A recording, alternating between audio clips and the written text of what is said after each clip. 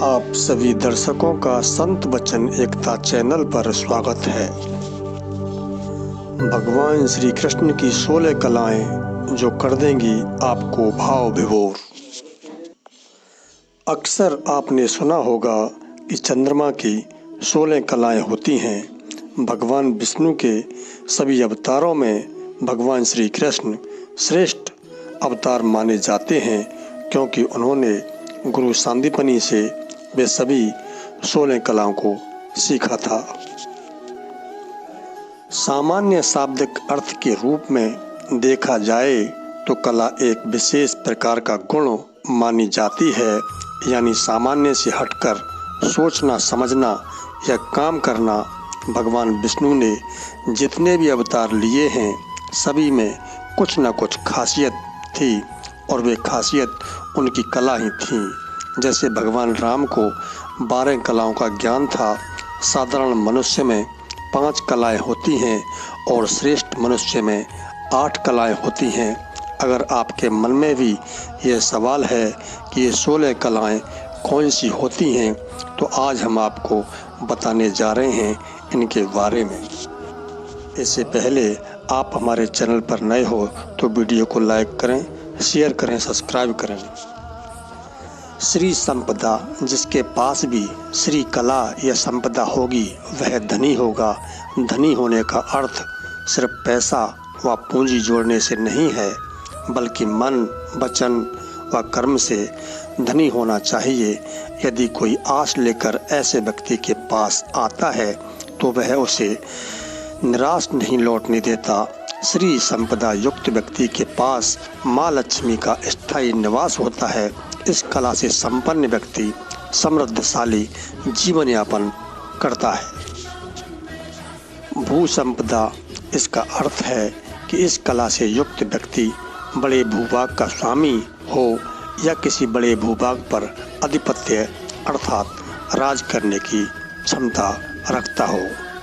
कीर्ति संपदा, कीर्ति यानी कि ख्याति, प्रसिद्धि अर्थात जो देश दुनिया में प्रसिद्ध हो, लोगों के बीच लोकप्रिय हो और विश्वसनीय माना जाता हो, इस जन कल्याण कार्यों में पहले करने में हमेशा आगे रहता हो।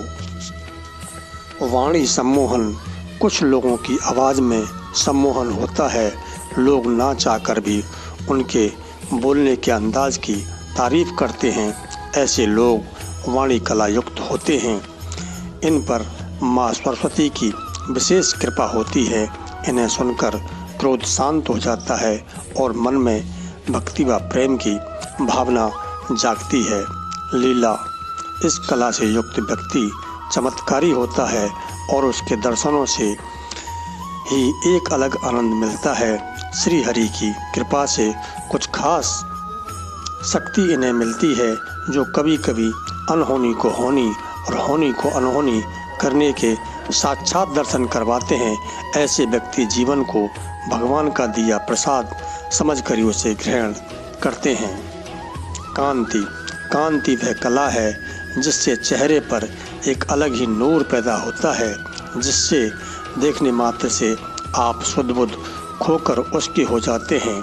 यानी उनके रूप सौंदर्य से आप प्रभावित होते हैं और उनकी आवाज़ से हटने का मन नहीं लेता है।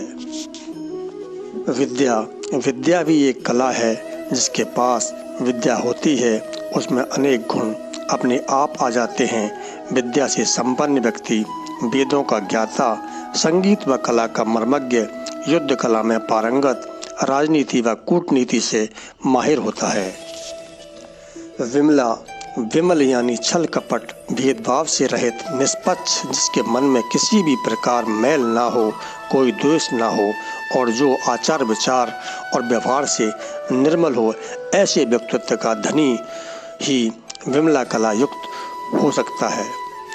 उत्कर्षणी शक्ति, उत्कर्षणी का अर्थ है प्रेरित करने की क्षमता, जो लोगों को अकर्मण्यता से कर्मण्यता का संदेश दे सके, जो लोगों को उनका लक्ष्य पाने के लिए प्रोत्साहित कर सके, किसी विशेष लक्ष्य को भेदने के लिए उचित मार्गदर्शन कर उसे वह लक्ष्य हासिल करने के लिए प्रेरित कर सके। जिस प्रकार भगवान श्री कृष्ण ने युद्ध भूमि में हथियार डाल चुके अर्जुन को गीता उपदेश से प्रेरित किया। निर्क्षीर विवेक, ऐसा ज्ञान रखने वाला व्यक्ति जो अपने ज्ञान से न्यायोचित फैसले लेता है, ऐसा व्यक्ति विवेकशील तो होता ही है, साथ ही वह अपने विवेक से लोगों को सही मार्ग सुझाने में भी सक्षम होता है। कर्मण्यता, जिस प्रकार उत्कर्षणी कला युक्त व्यक्ति दूसरों को अकर्मण्यता से कर्मण्यता के मार्ग पर चलाने का उपदेश देता है, वह लोगों को लक्ष्य प्राप्ति के लिए कर्म करने के लिए प्रेरित करता है। वही इस गुण वाला व्यक्ति सिर्फ उपदेश देने में ही नहीं बल्कि स्वयं भी कर्मठ होता है। इस तरह के व्यक्ति खाली दूसरों को कर्म करने का उपदेश नहीं देते बल्कि स्वयं भी कर्म के सिद्धांत पर ही चलते हैं। योग शक्ति, योग भी एक कला है। योग का साधारण शब्दों में अर्थ है जोड़ना। यहाँ पर इसका आध्यात्मिक अर्थ आत्मा को परमात्मा से जोड़ने के लिए भी है। ऐसे व्यक्ति बेहद आकर्षक होते हैं और अपनी इस कला से वे दूसरों के मन पर राज करते हैं। विनय, इसका अभिप्राय है विनयशीलता, यानी जिसे अहम का भाव छूता भी ना हो, जिसके पास चाहे कितना भी ज्ञान हो, चाहे वह कितना भी धनवान हो, बलवान हो, मगर अहंकार उसके पास न फटके। शालीनता से व्यवहार करने वाला व्यक्ति इस कला में पारंगत हो सकता है। सत्य धारणा, विरले ही होते हैं जो सत्य का मार्ग अपनाते हैं और किसी भी प्रकार से कठिन परिस्थितियों में भी सत्य का दामन नहीं छोड़ते। इस कला से संपन्न व्यक्तियों को सत्यवादी कहा जाता है। लोक कल्याण व सांस्कृतिक उत्थान के लिए ये कटु से कटु सत्य भी सबके सामने रखते हैं। अधिपत्य, अधिपत्य का अर्थ है, तात्पर्य है जो जबरदस्ती से किसी भी पर अपना अधिकार जमाने से नहीं बल्कि एक ऐसा गुण है जिसमें व्यक्ति का व्यक्तित्व ही ऐसा प्रभावशाली होता है कि लोग स्वयं उसका आधिपत्य स्वीकार कर लेते हैं, क्योंकि उन्हें उसके आधिपत्य से संरक्षण का एहसास व सुरक्षा का विश्वास होता है। अनुग्रह क्षमता, जिसमें अनुग्रह की क्षमता होती है, वह हमेशा दूसरों के कल्याण में लगा रहता है, परोपकार के कार्यों को करता रहता है।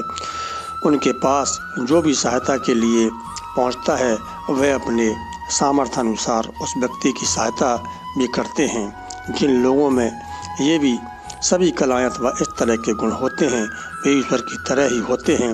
हालांकि किसी इंसान में इन सभी गुणों का एक साथ मिलना असंभव है।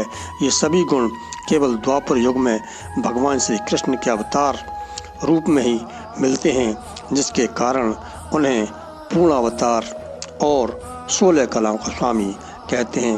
ये वीडियो आपको अच्छा लगा हो तो वीडियो को लाइक करें, शेयर करें, चैनल को सब्सक्राइब करें, बेल आइकन दबाना ना भूलें। प्यारे दोस्तों, नमस्कार।